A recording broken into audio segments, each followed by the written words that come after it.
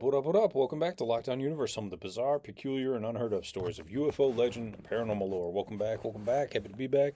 Hopefully, you guys are doing well and taking care of yourselves. So, today we're going to talk about the algorithm that is fucking our brains up and causing us all kinds of distress.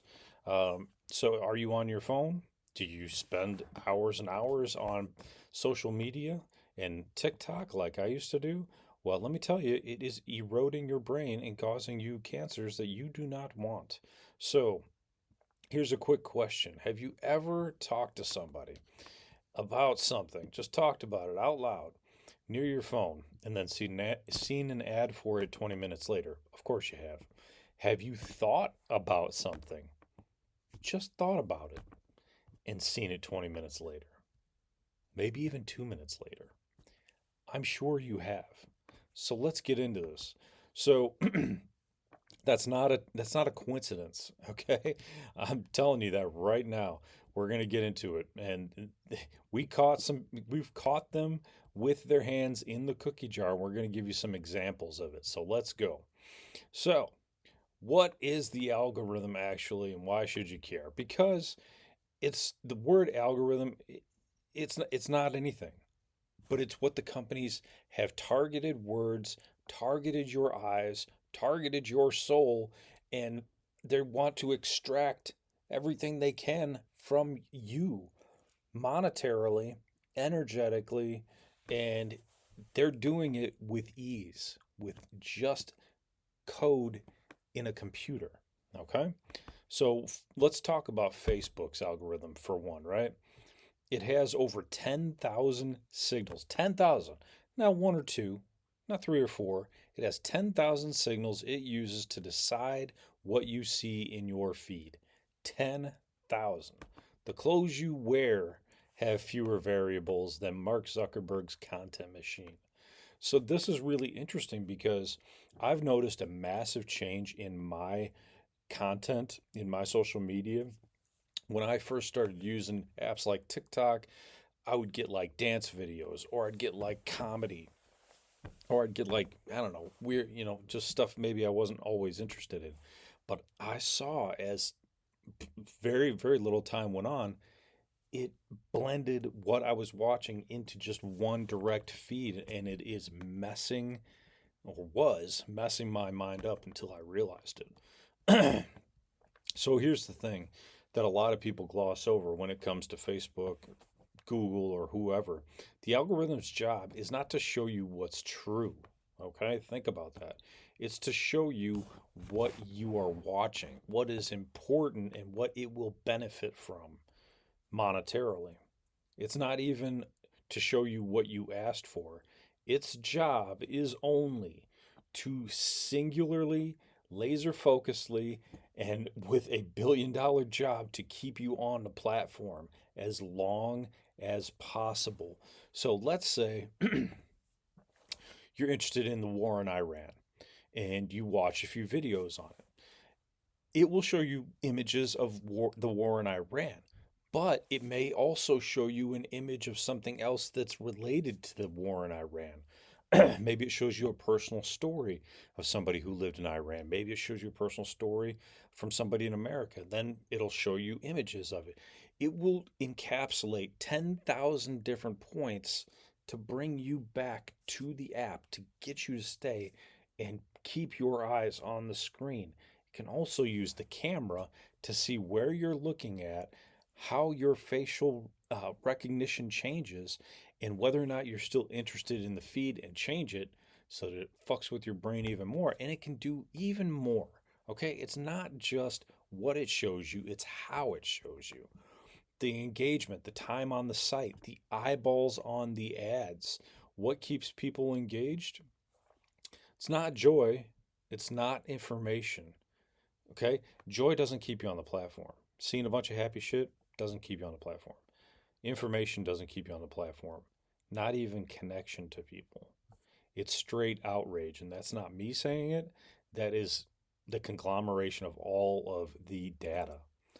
In a 2021 internal Facebook study that was leaked by a whistleblower, found that content generating anger and anxiety consistently outperformed positive content in reach and engagement. Of course, because if you're pissed off, you're going to leave a comment.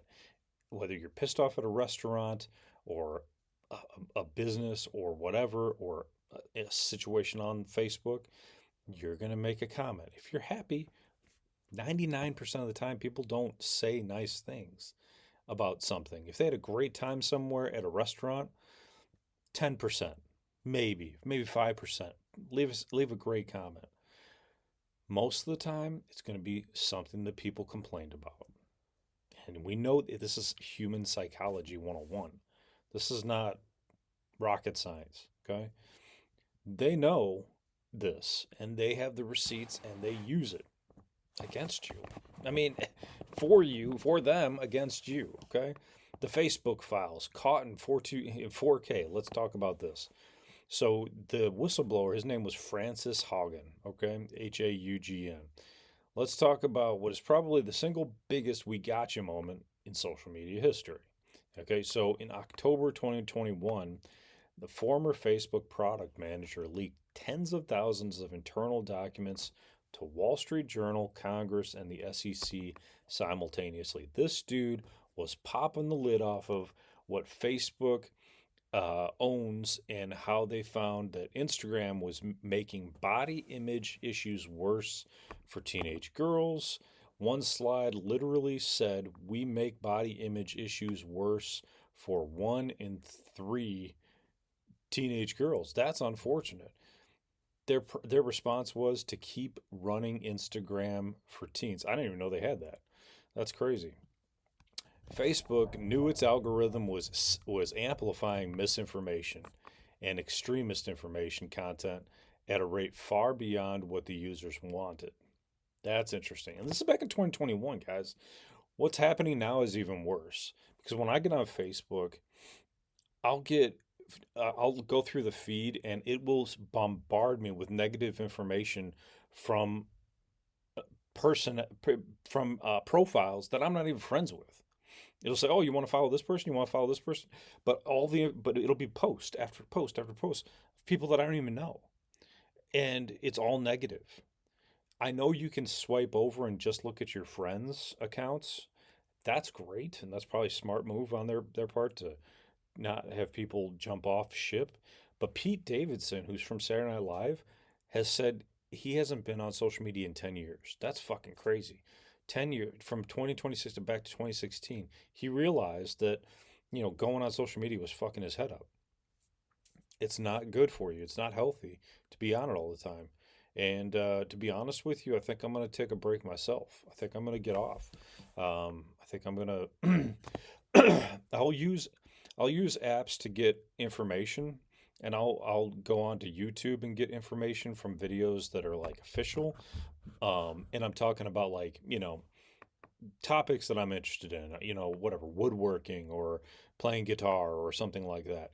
I'm not going to go onto social media probably anymore because it has been building and building and building in negativity, and I've seen it and I've witnessed it, especially in the past year, but more and more even in the past 6 months, like really to a fine point tip, and it's pushing outrage.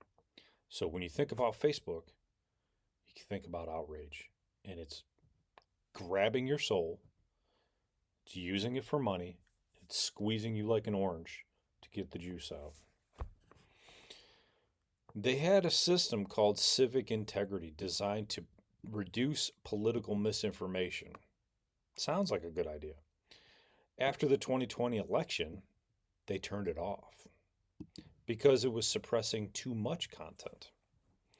Engagement dropped, and they decided, well, screw it. We're not going to turn off misinformation. We're going to leave misinformation on because we want our content to go through the roof.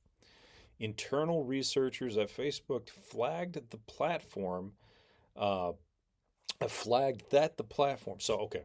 Internal researchers at Facebook flagged, I don't like the way they worded this, flagged that the platform was being used to organize real world violence in Ethiopia, India, and Myanmar. In Myanmar, the platform was directly implicated in facilitating genocide against the Rohingya people. Facebook had one Burmese speaking content moderator for a country of 54 million people. One. That's a huge gap in resources. That's a decision that they made. Now, as a company whose whose whole platform is information, do you control the information? Do you control hate speech? Do you control what people are saying that might bully people? Do you control outrage information? Some people would say, well, if it's constitutional to have free speech, then we should be able to say whatever we want. Others would argue that if you're pushing out hateful imagery, that you are inciting riots, that you are, you could be held liable. So there. This is the Wild West still. They're pushing engagement. And this is not me saying this. This is resourced, sourced out information, and even AI pulling this information out. So this isn't just, Lockdown Yours coming with this information. This is sourced information from multiple different locations. So this is funny. We'll tell a joke here. So you know what I love about Facebook? Even though I've been on Facebook a long time. It started as a way for Mark Zuckerberg to rate the hotness of Harvard women without their consent. And people were pissed. People were pissed about that. And he had another platform even before Facebook. But he said they say, and now it's a way, Facebook is now a way for your uncle to share misinformation about vaccines without anyone's consent. It's come full circle, they say. And look, I'm not saying Mark Zuckerberg's a robot, but I'm saying he's a robot. No, I'm just kidding. I'm saying that if you told me he's a robot, I wouldn't ask for evidence. I'd just believe you. I'd take it at face value. And who knows, man? Maybe he's a lizard person. Maybe he created this to suck all of that loose energy out that they need to create that negative energy blood that's called adrenochrome so they can just pop your neck out and drink it. Now I know that one's not going to make it on TikTok, but that's a funny one right there. So what about Google? Google, the search engine that searches you back. Ah, yes, Google processes about 8.5 billion searches a day. Holy shit, that's a search for every single person on the planet. And that's not including all the people that are too young to even get on the internet or too old. It's a surveillance database of human desire, unlike anything we've ever seen before, right? Every fear that you have is you've searched it. Every symptom that you've had in your body, you've searched it. It knows everything because, like, you searched, oh, I have leg pain. Now it knows you have leg pain. What if you searched, oh, what to do after having a heart attack or a stroke? Now it knows you had a heart attack, stroke. You know what I mean? Like, and I mean, it has access to all this information. It puts together a profile on you, and we heard about this from Snowden, Edward Snowden. So there was a researcher, Eli Prezer, that coined the term filter bubble in 2011 after noticing two people Googling the exact same political term got dramatically different results based on their search history, location, and browsing behavior. So you think they should get the same thing, right? No, it gives you different information based on all the information it has from before. It gives you personalized results. Okay? So Google's not your Google that you search on is not my Google. It's all individual Google. That's fucked up. There's no objective search result, only your personal search result shaped by everything you've ever clicked on. That's got to feel good. That means that two people can search the same topic and end up with completely different results. In 2023, the Department of Justice took Google to court in the biggest antitrust case since Microsoft in the 90s. So the core finding was Google paid Apple $18 billion in a single year. Big money. To be the default search engine on iPhones. Makes sense. They want to be on the biggest platform there is, and that's iPhones. $18 billion. That's $1 billion is a lot of money. If you have to choose the search engine, you might choose something else. But if it's just there, already on your phone, guess what? You're probably going to use it. It's not a competition. That's an infrastructure that's set up to take your information. And there's even a manipulation study where the psychologist Robert Epstein, not exactly a fringe figure, he's a Harvard PhD, has spent years studying what he calls the search engine manipulation effect. Okay. Now, search engines are in everything. It's in Facebook, it's in Google, it's in TikTok, it's in MySpace, it's in everything. His research suggested that Google can shift voting preferences by 20% or more amongst undecided voters simply by tweaking the order of search results. Yeah, absolutely. Whatever hits the top is what's going to get clicked the most. Google disputes this methodology. They always dispute the methodology. They also never opened their algorithm to independent audit. That's interesting too, isn't it? Huh. Why is that, you wonder? I wonder. Then you got TikTok, the most effective brain hack ever built. I have never been more addicted to a platform in my life than TikTok for 5 years. Let's talk about it.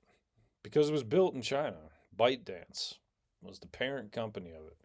America decided they wanted to buy it, and they forced them to buy it if they wanted to stay in America. They said, if you want to remain having American people watching your shit, we're going to buy it from you, and otherwise we're going to turn it off in America. I think China did a better job at it than America because I'm not getting paid shit and my views aren't getting shit on TikTok anymore. And a lot of people aren't getting paid. A lot of my favorite creators are not getting paid anything anymore, which means they're going to stop creating eventually. I stopped creating a lot because I wasn't getting paid. And I have better things to do with my time than to create unless I just love it, which is why I do lockdown still. But at the end of the day, you got to make enough money to survive and you got to have enough time to keep your interest and time to do the things you have to do. So the For You page, it's it's what TikTok runs off of and how it keeps you interested. It's perhaps the most effective content delivery mechanism we've ever seen. It uses watch time, replays, shares, comments, dozens of behavioral signals, builds a model of your psychological triggers faster than any other platform. So if you went onto TikTok's algorithm and looked yourself up, it would say this person is interested in cooking or guitar playing or live music or whatever, and then it will put you so you could read all about yourself if you had access to the internal workings of TikTok. Um, but before you ever click on anything, they know everything your political beliefs, your mental health status, sexual orientation within hours of the first use. So when you first use it, it knows exactly what you're interested in. It knows you intimately. The mental health rabbit hole. In 2021, Wall Street Journal created a series of blank test accounts and let the algorithm run. Within a few hours of showing any interest in mental health content, the algorithm began feeding those accounts increasingly dark materials. Interestingly enough, self harm content, eating disorder content, hopeless content in a documented escalation pattern to keep you on the platform. So if it knew you had a mental health problem, it was sending you some dark shit to keep you on the platform. Not stuff that's going to help you out because that stuff doesn't get views. It's the dark shit that gets views. It's the dark stuff that keeps you on. It's the fighting. It's the the horror, the difficult times, the hard times, the stuff that's sometimes scary to even look at. That's what it was giving you. TikTok says they fixed it. In 2023, the researchers tried it again, and guess what they found out? The exact same thing. So, the China question. Here's what's confirmed TikTok's parent company, ByteDance, is subject to Chinese national security law, which required cooperation with Chinese intelligence upon request. So ByteDance employees in China were found to have access data on American journalists who were reporting on the company. That's documented. ByteDance fired those employees. Whether Chinese government is actively using TikTok as a foreign influence operation is honestly not proven at the level of hard evidence, but what is proven is the architecture existed for them to do so if they wanted to. And that's important to think about. So that's why America and what was it, Oracle bought TikTok, at least for the majority shares. TikTok's algorithm is so damn good, and this is is so good that when I open an app to watch one cooking video, 45 minutes later, I was deep in a community of people who believe that the moon is a hologram. I don't think the moon is a hologram, but I understood their points. I really did. The scary part is that isn't that the algorithm radicalizes you into believing the crazy things, even though it will. The scary part is that it finds the crazy things that you specifically were always one bad week away from believing. So like if you if you had one tough week and it knew you were going down a path of looking at certain things that you were having a tough time with, it would continually feed you increasingly escalating bad shit to keep you on the platform. And that's fucked up because when I first got on the platform, I started seeing that there were cool things on there. Like I was learning things, I was learning about cryptocurrency. I was learning about how to do a dance move. I was learning about what people did for alternative money, like alternative jobs for money, like side jobs, stuff like that. It was interesting. It was fascinating, but you could tell after a while if you did go down a dark rabbit hole, if you did see one video that you stayed on a little bit too long and it just fed it to you, not because you were interested in it, it just fed it to you on your screen, it will continually start feeding you that shit. And then what you have to basically do is you have to create a whole new account and never search for any of like the negative shit again. You can't like search for, oh, I think I have cancer, or I'm interested in what bad shit news is out there today, or I'm interested in, political stuff because it will continually bombard you with increasingly negative stuff. And that's what the researchers are showing you is that they'll keep you on no matter what, to what cost of your mental health, physical health, fiscal health, or spiritual health. It doesn't care. Okay? It does not care about you at all. Because if it did, it wouldn't be showing you that stuff, guys. So you got to think about that. When I do these podcasts, I do think about you. I do think about the content that I put out there. I mean, I could go down some dark rabbit holes if I wanted to. I don't do that. I try to stay on topic, observant, with some commentary, but again, straightforward to the point. Facebook's emotional contagion story. This is interesting. And this is like not too long after Facebook actually came out. So in 2014, it came out that Facebook in 2012 had secretly manipulated the news feeds of almost 700,000 users as a part of a psychological experiment. They showed that they showed one group more positive information and one group more negative content. They measured whether the user's own posts became more positive or more negative. What do you think happened, guys? What do you think happened? The findings were the emotions are contagious through social media. If you see more sad content, you post more sad content. If you see more angry content, you guessed it, you post more angry content. And what does that mean? That means in the real world, when you go out there, if you see more angry shit, you're going to be more angry. And guess what? You're more likely to end up doing something you shouldn't be doing. Might end you up in jail.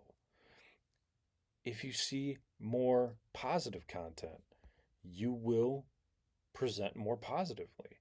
If you seek out positive content, you will get more and then you will post more positive content. At the beginning of TikTok, it seemed like it was posting more positive content. But in the first 10 videos, it tries to gather all of what you're interested in, how long you stay on it, and then it will reinforce it by sending more information, more videos of the same type to see if you stay longer and longer, and it'll just continue that cascade of positivity or negativity. We are all creators of our own life. So whether we choose positivity or negativity, it's giving it to you. It's fucking genius if you think about it. But it's also simplistic in its methodology. Uh, so the backlash to this, they did a peer-reviewed journal study about it, and it came out and it was published. Facebook's response was basically, "This is in the terms of service. This is what we're doing," and technically it was buried in the terms of service. Nobody reads the ever, right? We just say yes, and we're going to move forward. Is that you allow Facebook to use your data for research? Boom! So it can send you a bunch of shit that you might not even want to do testing. YouTube has its own radicalization pipeline. Former YouTube engineer Guillaume Chaslot built a recommendation algorithm. He later became a whistleblower. His account was that the algorithm was designed to maximize watch time above all else. Duh. What he found was that it consistently recommended more extreme content over time. Okay? Guys, this stuff has been around for like 10 years or longer. Sometimes, in some cases, 12 to 15 years. We're talking about the information about this. Why isn't this being talked about more? Is because maybe the algorithm doesn't want you to know about it. Maybe the algorithm doesn't want you to know about how much these social media platforms can manipulate you into believing something that isn't necessarily true. Okay? If you believe that if you see a bunch of videos on TikTok about a bunch of violent shit, guess what? You're going to think the entire world's violent. If you see some positive stuff, you can think about the fact that there are positive things that do happen in this world. It depends on which side you gravitate towards more. There's a search for mainstream political content would, within a few clicks, following recommendations, land users on YouTube into increasingly radical material. Okay, so if you look up political stuff, it's going to drive you to extremism. This is bad for our society. Our society will continue to go down a path of extremism if that's what they're forcing us into.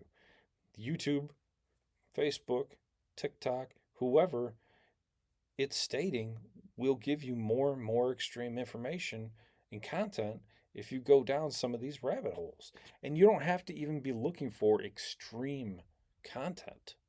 You could be looking for um, who's winning the race today, right? If you're talking about a political person.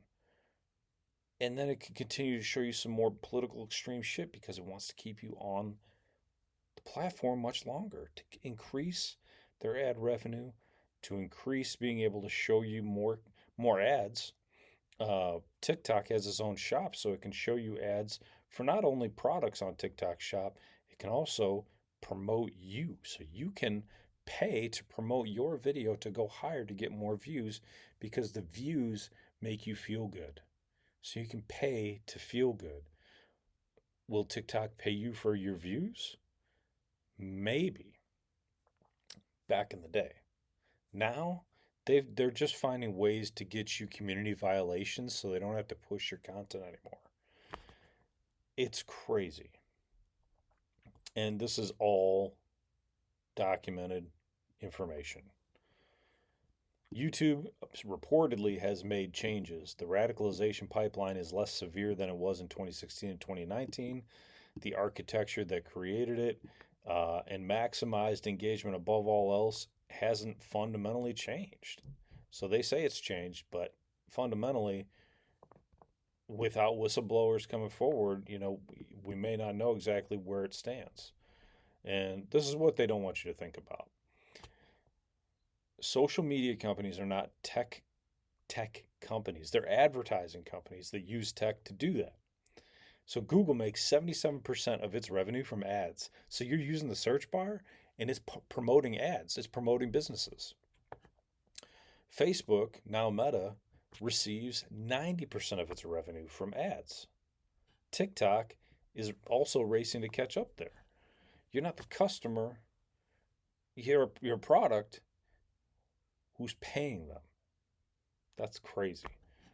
So you think you're a customer, you think you're creating content, you're making money, But at the end of the day, I guarantee you on TikTok, you'll spend more money than you'll ever earn on there. Uh, your attention is being harvested. It's being sold to the highest bidder, whoever's paying the most for the ads. The political campaigns, the pharmaceutical companies, the fast food companies, foreign governments, even. Anyone with a credit card and a targeting parameter that wants you to see their product. And it's been going on for a long time. Have you ever run Facebook ads, TikTok ads? I have for products. And guess what? It will target whoever you want it to target. So think about that. The most effective ways to do that are these companies' own internal research confirms everything that we're talking about. Fear, outrage, tribal belonging, and an existential threat. Your nervous system has evolved. Think about this, has evolved over millions and millions of years to respond to the immediate physical danger that's in your path. If your phone is in your path and you're constantly seeing negativity that's going to threaten your existential, your existence, you're gonna freak the fuck out. And all of these pharmaceutical companies that pop out Xanax, pop out SSRIs, Paxil, Prozac, uh, benzos, all that stuff. They're gonna get tons of moolah because all these people are freaking out. I wouldn't be surprised if those companies are giving these other companies kickbacks. Your nervous system is pinged hundreds of times a day by this content, and it's engineered to trigger that exact response so that you do what they want. And we wonder why everybody seems anxious and furious all the time. It's not coincidence, it's their money, it's revenue stream. So let's run through the greatest hits of all time real quick, and then we'll end this. Okay, so Facebook in the election. Facebook admitted that a Russian internet research agency had content that reached 126 million Americans. They had sold political ads to Russian operatives accepting payment in Russian rubles. Their systems didn't flag it because their systems weren't looking for it. There was 2018 Cambridge Analytica, Facebook's own personal data system, a political data firm that harvested the personal data of 87 million Facebook users without their consent through a personality quiz app. Okay. I remember this thing because I used it myself, and Facebook knew data was being harvested in ways that violated policies, and they basically just didn't act on it. They just said, oh, okay, it's okay, no problem. And the data was used to basically build your psychology profile so they could target you in the advertising of the US election and the Brexit vote. If you remember Brexit, when Britain jumped out of the United Nations, or out of not out of the United Nations, but out of the European Union. 2019, YouTube's COPPA violation, COPPA.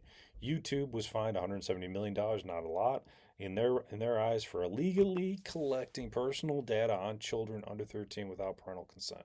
The fine was the largest ever. Also, 170 million is roughly what YouTube makes in 2 days. So, yeah. And in 2020, Twitter and the Hunter Biden laptop. Twitter blocked sharing of a New York Post story about Hunter Biden's laptop in the weeks before the 2020 election, citing hacked materials policy. Internal communications later released that Elon Musk, the Twitter files, showed the decision involved pressure from people with political connections and it was applied inconsistently. So, whether you think the story was newsworthy or not, the mechanics were documented and they were real and they blocked information. And we predicted that. We thought that was the case and they did it. We thought that they were blocking, political information and they were doing that. We have the Facebook whistleblower from 2021. We have the 2023 Google antitrust. Um, we have the TikTok data access. Oh my God, it just goes on and on and on. So these aren't small companies, guys. These are big companies. And they're not just small companies making honest mistakes. They're the most sophisticated companies we've ever had, engineering society with the smartest people on earth. going to San Francisco to create these companies. And when whistleblowers get pissed off, whistleblowers come out and tell us exactly what's going on and exactly the problems that are happening with these social media companies and how they're using your information to manipulate you and gather all the information that they want so they can build a social profile on you and squeeze the money out of you or make you vote a certain way or make you believe that the world is on fire. Even though there are problems in the world is created by us. Manipulated, we get manipulated by the news agencies. We always have been. Now we're manipulated by social media that's even closer to us because we carry our phones with us all the time. Before, we could be separated from it if we walked away from the television. Now we're never separated from it because we always carry our phone. So what do? Do you buy a minimalistic phone? Do you shut off all these apps? Do you never engage with them anymore? How do you safeguard your sanity and your personality and the safety of your family from these apps? You either completely shut them off, don't allow your kids to get on them, and shut yourself off from them, effectively shutting yourself off from communicating with the rest of the world, or do you stay on them knowing that they're going to force feed you bullshit? Or the third option, you use the messaging systems like Facebook Messenger or so on. You message your family and your friends, but you do not use the main apps like Instagram, Facebook, TikTok, YouTube, and so on and so forth in negative pathways and continually be on them. How do you, if you're already addicted, like I was, sometimes still am, how do you get off of it? How do you block it for yourself? If you're addicted, do you go to SMA, Social Media Anonymous? I predicted that we would need a detox center for social media. We already need it. Are they out there? There's farms. Um, there's resorts that allow you to give up your phone and move on and work around it. But do we have real social media detox centers